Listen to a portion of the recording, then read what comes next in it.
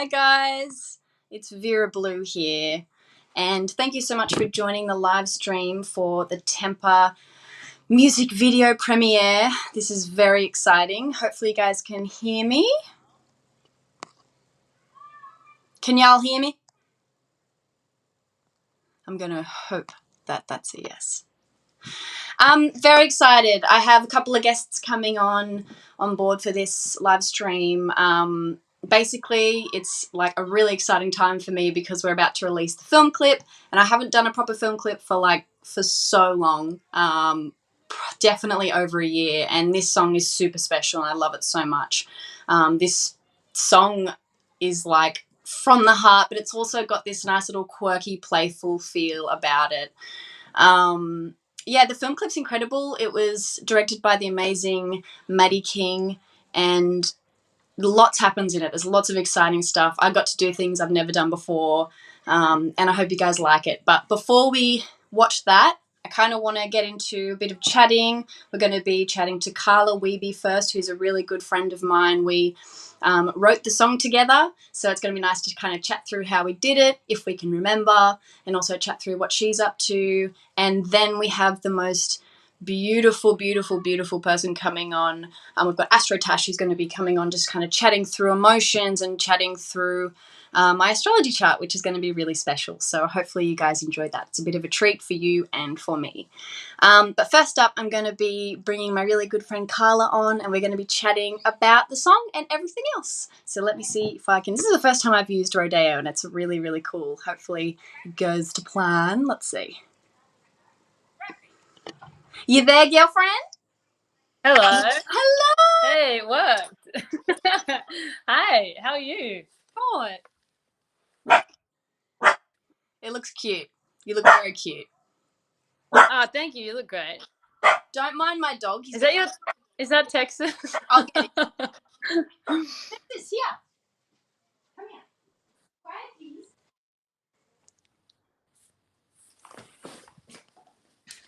If you guys who haven't met Texas, this is my Texas. Oh, hello.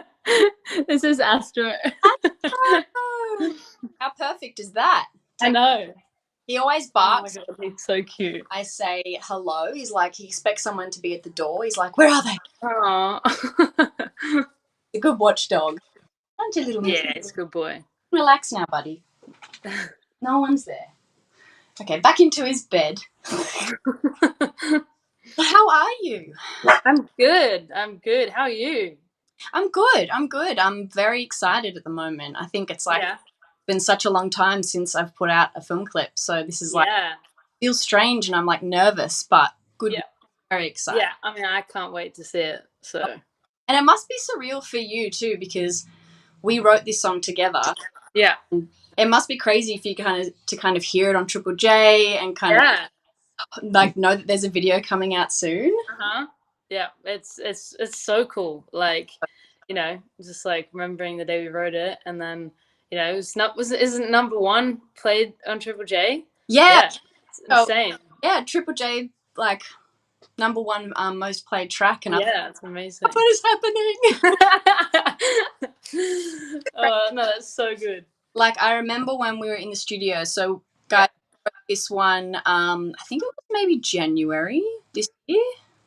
Yeah, it was beginning of the year. So yeah, quite hot, and I think I just got Texas, so we were all puppy talk.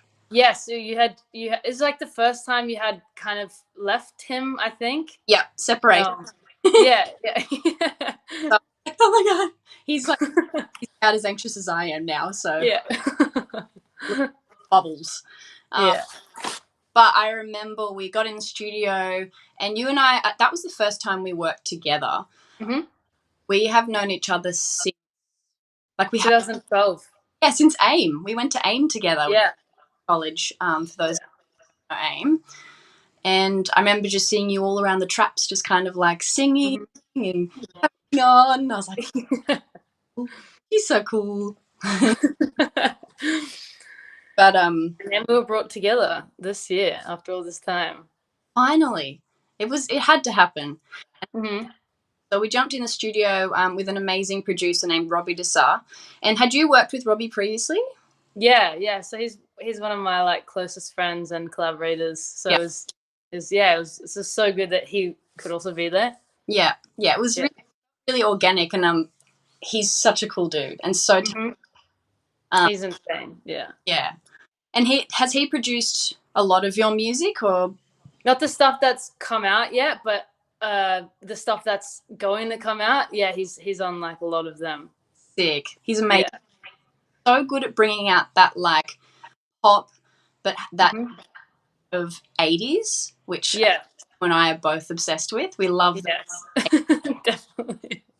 I think I remember being in the studio with you and we were kind of like, oh, what are we going to make? And I remember looking through my phone because sometimes I'll write like, maybe it's just like a title or something through, and I was really vibing the word temper. Yeah, you were talking about the gym. You had gone to the gym or something, and then you just had the word temper, and you just really wanted to write about temper. So weird. And then like we were like, shall we write something about temper? I think we kind of were listening to Yumi Zuma or something. Which I had never heard of before. Yeah, really cool, like quite subtle 80s style, really smooth. And then we kind of think Robbie just started playing guitar and just like it's that guitar riff. Yeah, so that's right.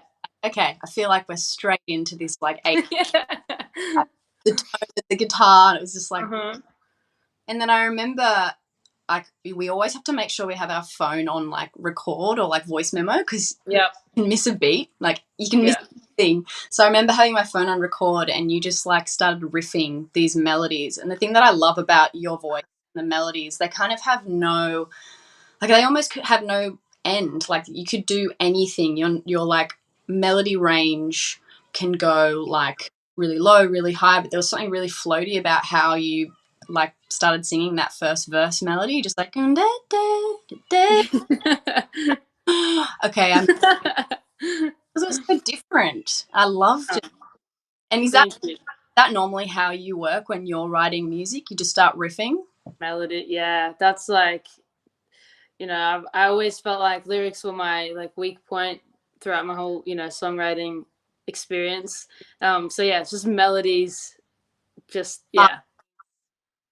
That's another thing we like loved. I loved so much with working with you. Like you've had an ear for harmonies, and I grew up singing with my sister, so I have that embedded in me, and I love hearing other vocalists. I can't remember whether you sung on this one or whether that was another session that I did. No, I didn't sing on this one. Must have been the one with you. Yeah. So yeah, and then I think we both were kind of like just talking about temper and about kind of the idea. Like seeing red and like, you know, just like snowballing, like all these different kind of, you know, things that have to do with having a bad temper, I guess, or a temper. Yeah, and I like to like talking about it. We kind of made it. Firstly, it was about like not necessarily a negative thing, but it was about very stuff about kind of like having a short fuse with anything in life. But then Robbie kind of brought it back to a relationship sense where he was testing out my temper rather than it being like, I've got a short fuse. I've got it. Like a relationship where it's like the cute side of it where you want to be with each other immediately, but that person isn't quite giving you those answers, so it can drive you a little bit crazy. Exactly. And like, just hurry up already. Like, I just want to.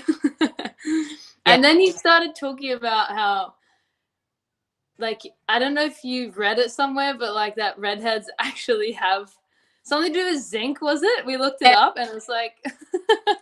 Okay, so I don't even know whether it's true, and some redheads will bite my head off for this, but I've kind of heard that redheads normally, I guess it's like a saying, like redheads are quite, you know, short fused and want things then and there, like want answers, or not even that, just kind of are a bit hot headed.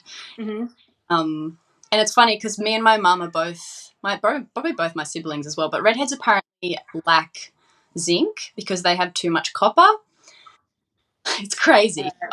Mum and I are on like a zinc tablet daily just to kind of pull out our copper.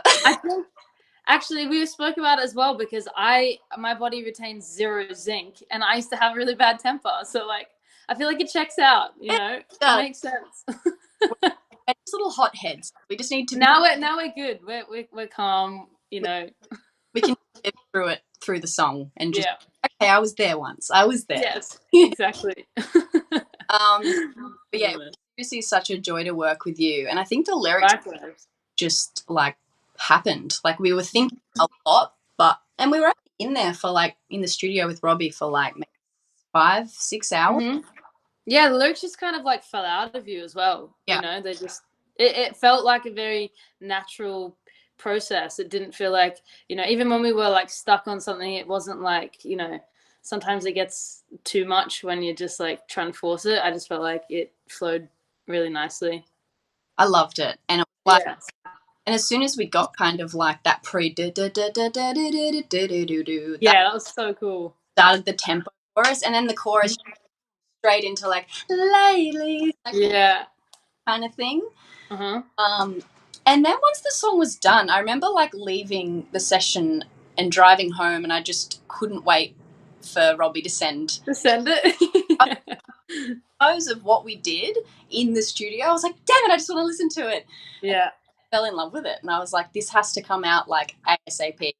So I sent the track to my guy Andy on Mac, and we kind of just like sprinkled a bit more magic onto it, and then added and that bridge is insane. The bridge so good. Fun and just stabby, and we just wanted something to kind of wrap up the whole kind of idea of the song. And then it was just like an awesome collaboration. I just loved it. Yeah. No, it was good. Great people, and I was obsessed with it instantly after we wrote it. So good. Yeah. Before we continue, I just want to ask, like, what have you got coming up? And you released a song recently, which I'm obsessed with. Thank you. Yeah, I mean, just the single came out. Just planning the next single. Oh yeah. Which will be like, top of next year. Yeah. Got a couple of shows coming up early next year, which will be so good. It would have been like almost a year since my last show, so I'm just very ready to get back into it. But yeah, it's pretty much me, just writing a lot. Writing, doing your thing. You're amazing. And you are. Thank you so much for joining. Thank you for having me. You guys good to see your face. Do Carla's music. It's like she's amazing music and incredible voice. You'll definitely hear the influence her voice has on temper as well. Guys, love it. I love you. Love you too. Thank you for having me. I'll talk to you soon. Should be able to just opt out somehow. Yes. Leave video. I'll do that now. Bye. Isn't she just gorgeous? I just want to eat her. She's so cute. Hope you guys loved that chat and gave you a few little insights. Next up, we have the most beautiful AstroTash joining us. She's going to be doing some really special stuff, which I'm really excited about. And just listen to her. She's got some really amazing things to say and things that you can take away for your own kind of life and guidance. So I'm going to add her in right now. Here she comes. Hey! Hello. How are you? You look beautiful. Oh, so do you. Thank you. Got me moon and stars. Oh, beautiful. Yes, I've got it's all happening. It's all happening. Sparkle bright girl. Sparkles. Thank you so much for letting me join you today, Vera. I'm so excited, and I'm excited to be reading your chart, which is kind of an interesting chart to read, I must say. I am very excited. I'm a little bit nervous, but I think it's nice nerves because I think like in life, I get stuck and I think I need a bit of guidance. So I think you are my shining light at the moment. So I think it's going to be really interesting and fans are going to love it.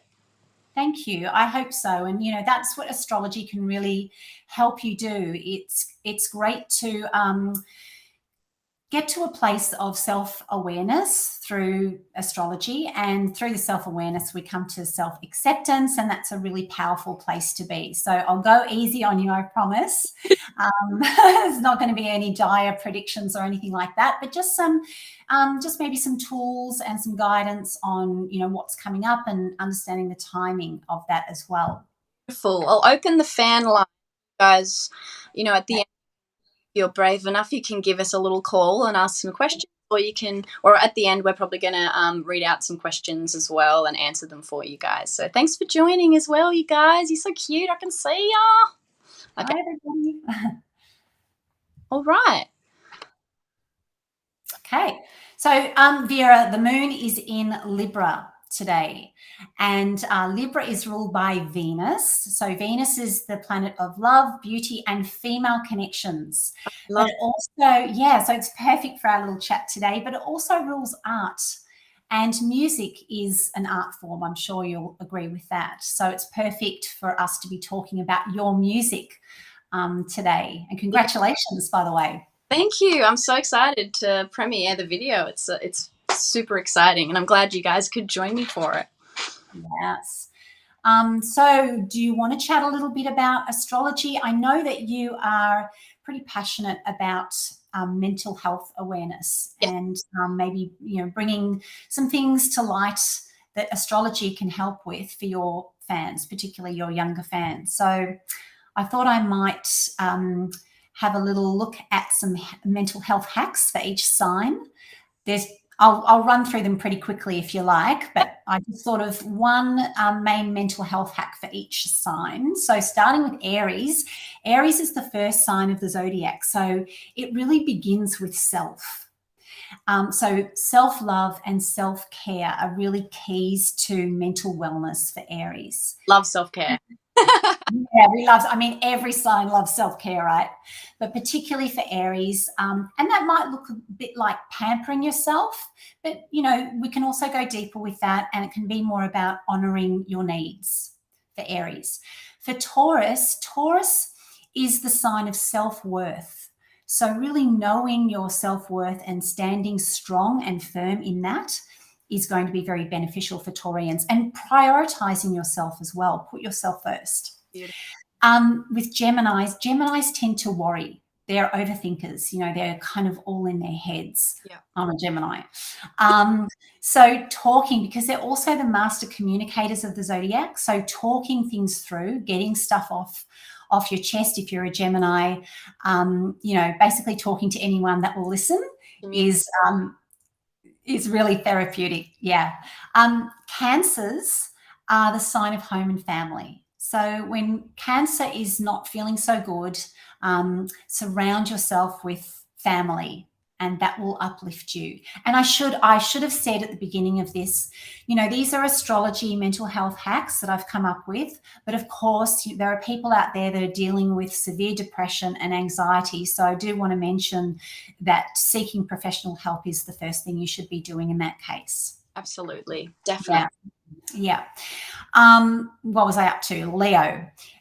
So Leo's an interesting one, because everyone thinks that Leos are this super uber confident sign, but actually there's another type of Leo, and it's the really shy Leo. And they may be feeling like, well, I'm meant to be confident. Astrology doesn't work for me because I'm struggling with my confidence. Yeah. And that's okay. That is a type of Leo, particularly in childhood, and particularly with people that have Leo moons, I find. But it's the sign that rules fun and play and creativity. So if you're a Leo and you're struggling a little bit, what can help is really throwing yourself and immersing yourself into a creative project and tapping into that inner child as well. Love that. Yeah. And then Virgos like to be organized. They like to be really efficient, and that helps them feel in control of their world. So if things are feeling a bit chaotic for you and you're a Virgo, get super organized, and that will help you get on top of things. Yeah. And then for Librans are the sign that really flourish and thrive when they're in a healthy partnership. So, a partnership, that doesn't necessarily mean that it has to be a romantic partner. It can be the number one person in your life, which might be a parent, or it might be a teacher, it might be a friend. So when you're struggling with your mental health and you're a Libran, lean on that person. That's beautiful. Lean on that person, yeah. Scorpio is actually the sign that rules psychology. So this would be a sign that would really benefit from seeing a good psychologist, if they get to that point. But it's also the sign that rules trust, So you need to be trusting in that person, and that understand that that takes time to build sometimes. Yeah. And for Saggies, if you don't feel like talking to people, you know, you're not necessarily in a communicative mood and you don't feel like reaching out, Saggies do really well when they're educating themselves. They might want to jump online and find some amazing articles and that has some coping mechanisms or coping strategies that they can use. So Saggies are all about education and particularly educating themselves. Amazing. And then there are Capricorns who thrive when they're working. So if you're a Capricorn struggling, immersing yourself in your passion purpose into your career is really beneficial, but don't overwork and become a workaholic, because Capricorns can tend to do that a bit. Aquarians, yay, that's you. Yes, and so if you are struggling and you're an Aquarian, surrounding yourself with friends. It's the sign of friendship. So those friendship groups and having really healthy connections within your friendship group with your besties is super important.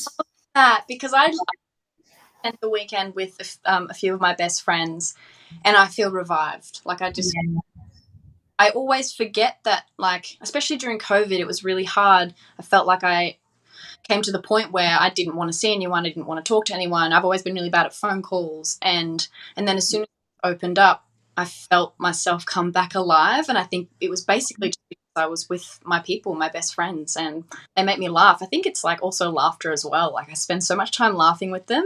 I'm going to leave. Laughter is the best medicine, isn't it? It actually releases certain hormones in your body that's meant to be really healthy for you. So laugh away. Love that. And then there's the last sign will be Pisces. And for Pisces, they're kind of the opposite. So they might feel like, oh, you know, I'm not feeling great and I'm feeling under pressure to connect with people and to go out, and people are giving me a hard time because I'm not up to going out. I feel like I'm putting a fake smile on my face. And if that's you and you're a Pisces, or in fact, if you have strong Pisces in your chart and that resonates with you, then just knowing that it's okay to go within. It's okay to take time in solitude. And that's really healthy to help recharge your batteries and just rejuvenate your energy if you're a Pisces. Absolutely. Yeah. So I hope that's some helpful hints. That would be so... And I can see people in the chat line kind of just saying like, Leo is so accurate, and you know, everyone's kind of connecting to it. And I think all the things that you've just said will be some form of guidance for anyone. And, you know, especially for people, like I've struggled with anxiety and depression for a few years. And I think there's certain things that can help. And if this has been helped a lot of people, even if, you know, just in the smallest way, it's beautiful. And that, Tash, I love that. Yeah, thank you so much. And thanks to you for bringing the awareness. I think that moving into 2022, we're going to be seeing a lot of discussions, a lot of conversations around mental health awareness. We've got Saturn and Neptune meeting up in the heavens next year. So I think this will be a major theme. So, and it's so important to talk about because there's a stigma still, I think, around mental health where it's not okay to be okay. Totally. Yeah. Yeah. Beautiful. Yeah. I've got another tip as well that I'd like to share. And this is for everybody. If you know your rising sign, your ascendant sign, then when the moon is traveling through your 12th house, it's a really good idea to take time in solitude then. That's like the balsamic lunar phase, when things go quiet. It's not a great time to push yourself, and it's not a great time to kind of launch new projects either.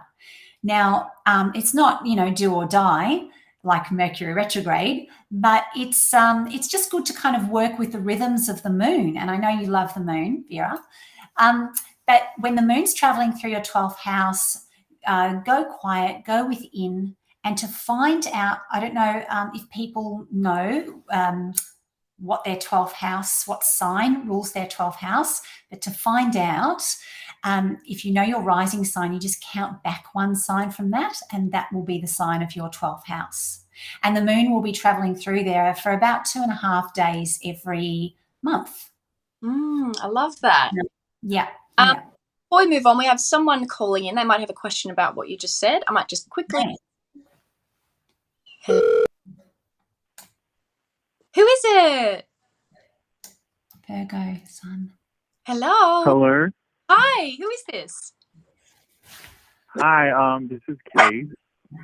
Hi. How you going? I'm good, thank you. How are you? I'm good. Do you have any questions for us while we're on? Yeah, I was gonna ask, is Tempa a potential lead single for an upcoming album? Yes, I'm working so hard on a record at the moment. I think it's no secret. It would be terrible if I didn't release one. I feel like haven't released one for so long. So it's definitely time, and it's coming your way. Oh my God, so excited. Any other questions? Awesome. Thank you. Of course. Thank you so much for joining. Of course. Bye. Bye. Awesome. Let's continue. Yes, this is so nifty, being able to speak to people and see yourself side by side. It's very cool. Hear someone's voice and hear them ask questions, and it's awesome. Yeah, technology is amazing, right? Yes. So do you want to talk a little bit more about the upcoming astrology? Do you want to get into your chart?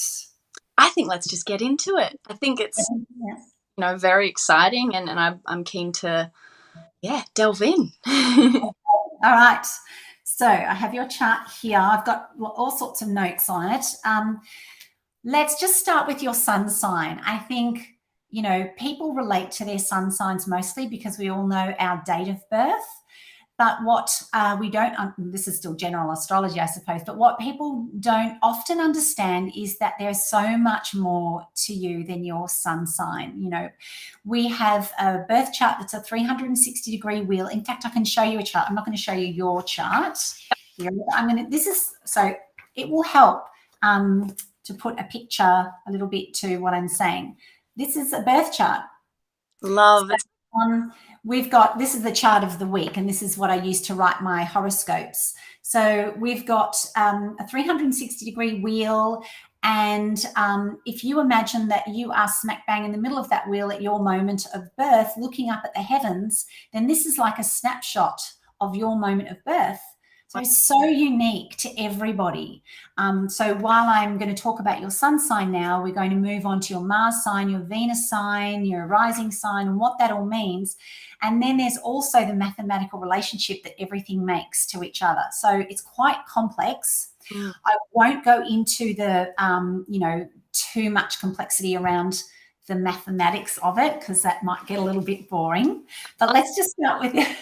All of this kind of links to emotions and what the song's about as well. Kind of like, I think it's really interesting what you do. You're incredible, and I think it's so cool how you can kind of read a chart and from birth and all that stuff. So it's really interesting, and I love how much it links to emotions. So yes, I'm excited. Thank you. So perfect. And there is a bit of a link to the song in your chart, which I was so happy to see. Yeah.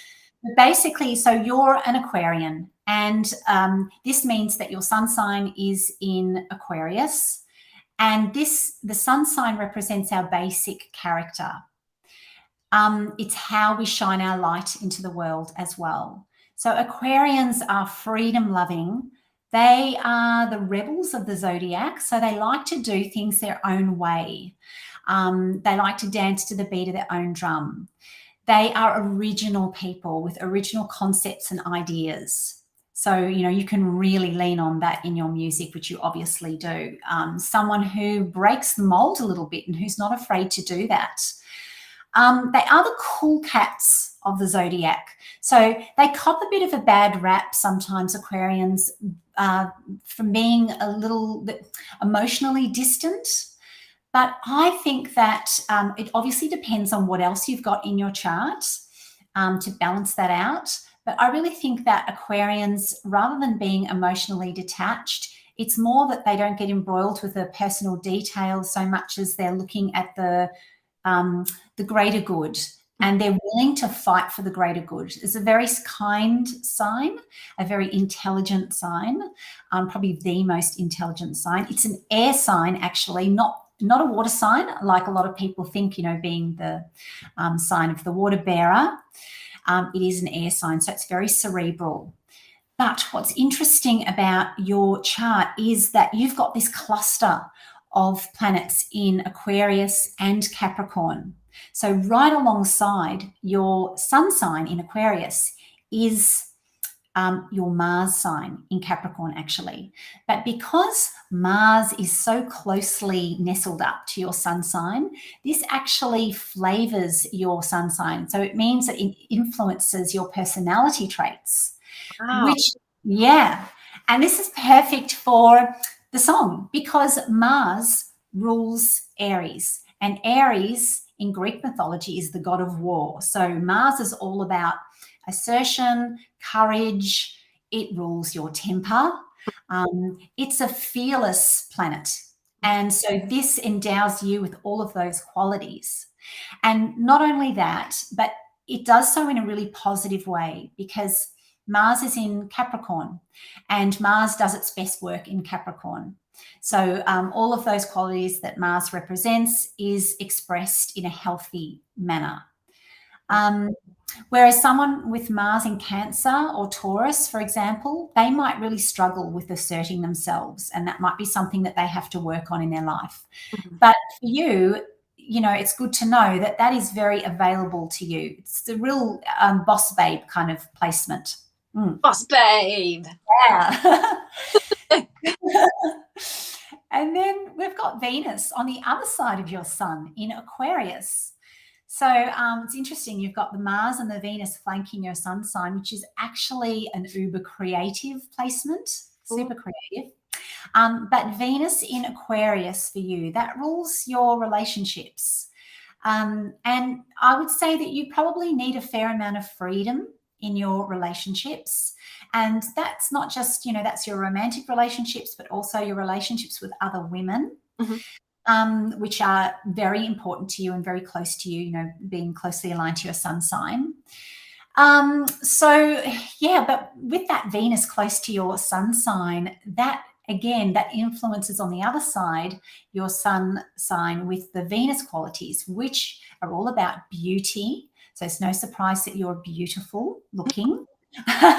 And so it's beauty, it's love, it's harmony, but it's also screams goddess vibes. And so I loved that, you know, when I saw the Mars and the temper and I saw the Venus, I thought, you know, that's just so perfect because you do, you know, you exude these goddess vibes, and that's from the Venus being closely aligned with your sun sign. And you also have Mercury alongside your Venus. Mercury's in Aquarius. And as I mentioned before, Aquarius is probably the most intelligent sign of the zodiac. So you're a smart cookie. I didn't pay much attention in school, but maybe I have another smart. My mum always says when I'd be like, oh, I feel like I'm dumb. She's like, you're not dumb. You have a different kind of intelligence, a creative intelligence.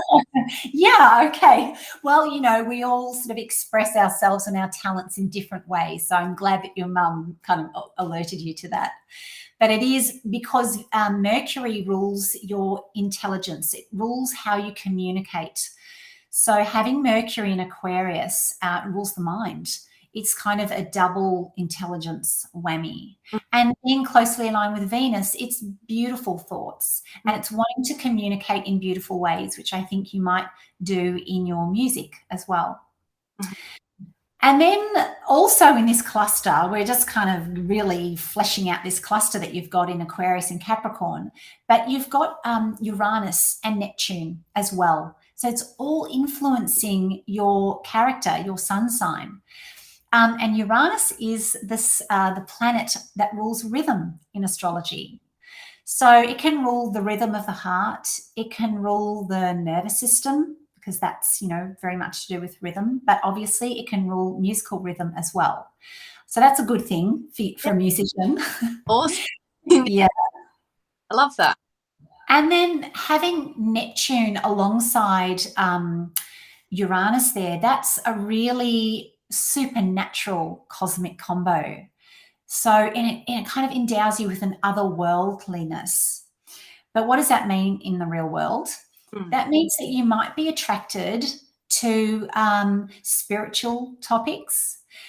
Uranus also rules astrology, so it's really no surprise that you've invited, and this is probably, I don't know, maybe this is a first of a musician speaking to an astrologer for the launch of their single. I don't know, maybe a world first. Yeah. But it's sorry. And feel free, jump in with questions, Vera, because I tend to talk. I'm a Gemini, so I overtalk and overshare. It's so good. Like I'm kind of taking it all in, and yeah, if I have something, I'll jump in. But most of the things that I have to say is kind of like going, "Oh yes, that's me." Yes, that makes sense. At this point, it can be very validating when you're reading through a birth chart and I'm saying, and these are your qualities here, and this is your qualities here, and these are your strengths, and, these areas to work on. But after reading your birth chart, and I'll kind of read through the basics and what jumps out at me, but I will then go through some forecasting, and we'll have a look at what the planets are doing at the moment to trigger your chart. And then you can get some more predictions. Awesome. And some timing. So we're up to that otherworldliness and that supernatural sort of inclination, and being interested in astrology, but you might also be interested in other spiritual topics, and that might, you might kind of look into that a bit more as you get older too. Yeah. And then on the other side of your chart, you have the moon sign in Gemini. And, so the moon is another layer to our human psyche, again, in the birth chart. So, and we will get to your rising sign, which is like the personality. It's like the coat that we wear on the outside, and the sun sign is your basic core character. But then the moon sign goes that deeper layer, and it represents your soul. It's how you give and receive nurturing. And it speaks of your feelings and your emotional landscape. And I think that really understanding your moon sign is so important, and embracing your moon sign, because it's sort of like saying, well, I know who I am at my core. And there's, as we mentioned before about the self-awareness and self-acceptance, and that's so powerful. I know that was when I first started studying astrology 20 years ago. That was a really empowering thing for me to learn about my moon sign. It was like an aha moment. Yeah. And, also what it can do is it can help you, really embrace your unique qualities. So if you've got the moon sign in Scorpio, which you don't have, but someone listening may have, if you have a moon in Scorpio, then you're going to be a super deep person. You're going to be someone who wants to talk about deep subjects, and you're going to be an intense person. And maybe you've grown up in a family, that doesn't understand that, and that says, well, that's not okay. And why are you such a drama queen? And why are you so intense? Snap out of it. But understanding your moon sign as a Scorpio hopefully will help you embrace that, to say, no, this is me, and that's okay. Yeah. So you have your moon sign in Gemini, and this adds a bit more of a light quality to your Capricorn. Placements can be quite heavy. Capricorn's quite a serious sign. Mm-hmm. And that's why it's the sign of, the boss babe, because Capricorn gets stuff done, but Capricorn can also be very hard on themselves. So you're not a Capricorn, but you have a lot of Capricorn placements, and they're flavoring your sun sign. Yep. And then that sun sign, is a little bit more detached and concerned with the greater good and fighting for causes. But the moon in Gemini adds a lightness, a playfulness, a bit of a flirtatious vibe to your character as well. But then again, this is the sign that tends to worry and overthink.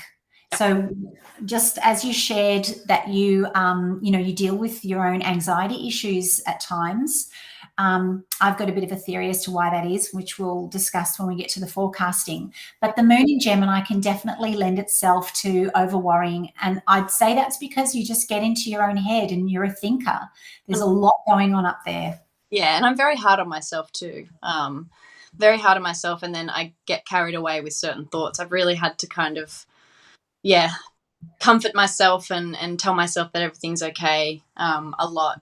So I'm still forever learning, but it's very interesting. Yes. And they do say that it's the people, the highly intelligent people, that often do suffer from anxiety and depression because they think about stuff. You know, I mean, ignorance is bliss. That's a saying for a reason. But we can't change who we are. So we can learn to manage things, and we can learn to magnify our strengths and, possibly manage and work on our, the areas that need a little bit of extra work. Love that. That's such a beautiful thing to say, and so important as well. I think that would be really helpful. And that's actually, like, hearing you say that has been it means a lot to me, because I guess sometimes you feel like feel like you kind of want to, you're like, I need to change these, like, change who I am, but you shouldn't change who you are. You just kind of use your strengths and work on your weaknesses.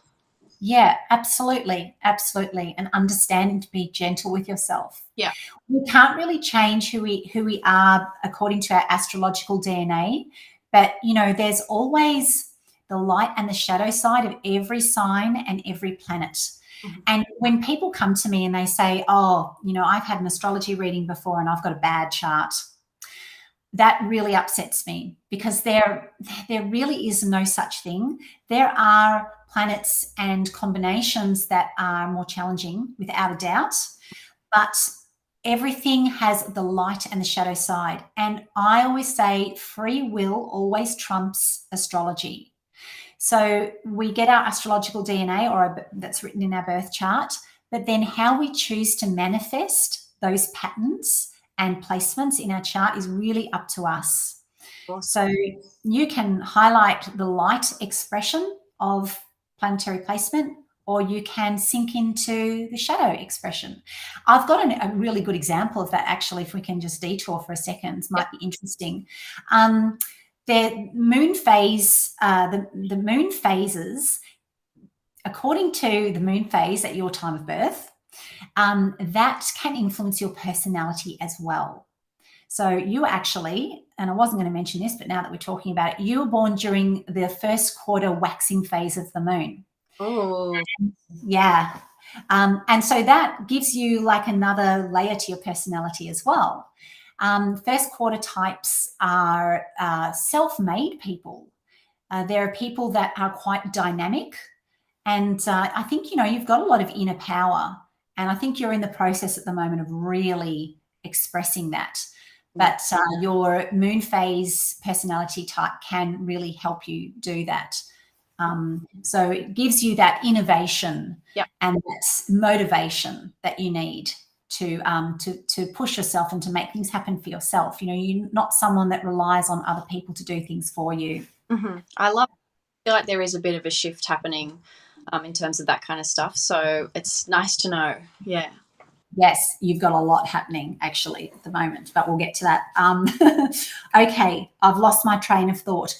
We were talking about your moon sign, yes, and just to get out of your own head and to embrace all of your astrological placements, really, because they all contribute to who you are. So now getting to your Cancer rising sign. And as I mentioned before, the rising sign, or the ascendant sign as it's otherwise known, that's like the coat that we wear. So it's how other people see you. Mm-hmm. But it's still a part of who you are, and it's still a part of your personality.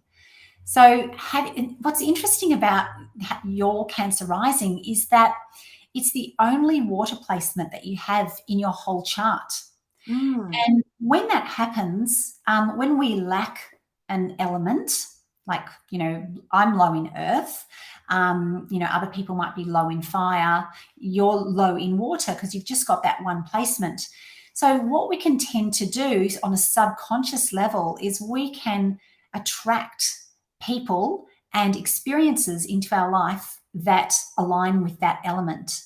So the water element is highly emotional. So you might find yourself really attracted to emotional subjects. And, you know, we're talking about Timber, of course. I've just realized, you know, expressing this song for you and expressing the emotions and the, you know, the highs and the lows would be very cathartic process for you to go through. Yeah. Also, having a Cancer rising sign means that you're a highly sensitive person and someone with a great deal of empathy. Mm-hmm. Yeah. Yeah. And this is also how other people view you as well. Yeah. So there's that sensitivity there, and that's important to be mindful of and to protect. But, you know, Cancer is the crab. And crabs tend to have a hard shell. You know, they're super soft on the inside, but they put that hard shell up, or they have that hard shell to protect their hearts. Definitely. So I think for you also, I don't think you're someone that gives yourself away too easily or too quickly. You need to, someone needs to earn your trust, and there's a lengthy process before you allow yourself to get really close to people or let them get really close to you. Yeah. So those walls. Yeah. And that's probably, you know, that's not a bad thing. That's not a bad thing. Yeah. Okay. I've got so many notes here. I was just lost in conversation there. I'd like to maybe move on to some predictions for you. Not so much predictions, but just explaining what's happening to you and how your chart's being triggered at the moment. Cool.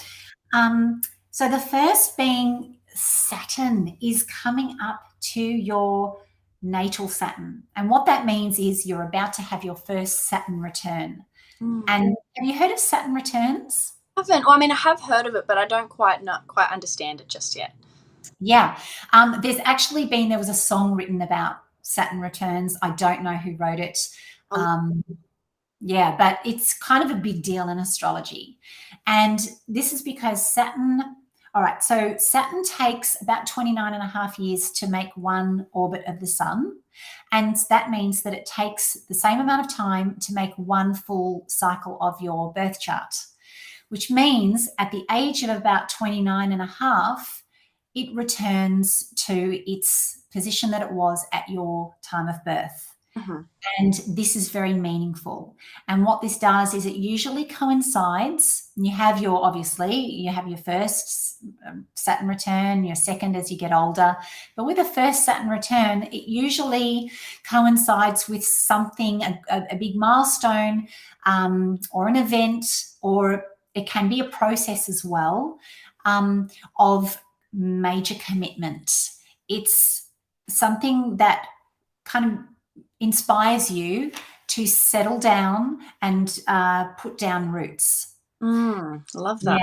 So I see this. So this is coming up for you. Now it's a little ways off, but it's important because, you know, if something takes 29 and a half years to happen, you're not going to feel that on the day that it actually clicks into place. You're going to feel the build. And I'd suggest that you're probably going to start to feel this build in the next couple of months, because for you, your Saturn return is in February 2023.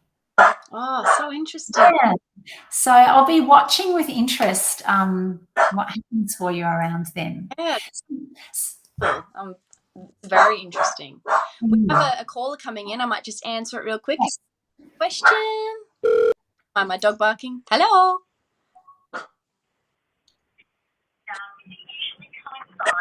Hi. Hello. Hi there. How you going? Hi. Good. How are you? Very good. Who's this? It's Jessica Rudd. I'm just calling about Vera Blue's YouTube live. Yeah, it's me. Blue. You're on. You're on. Oh, hi.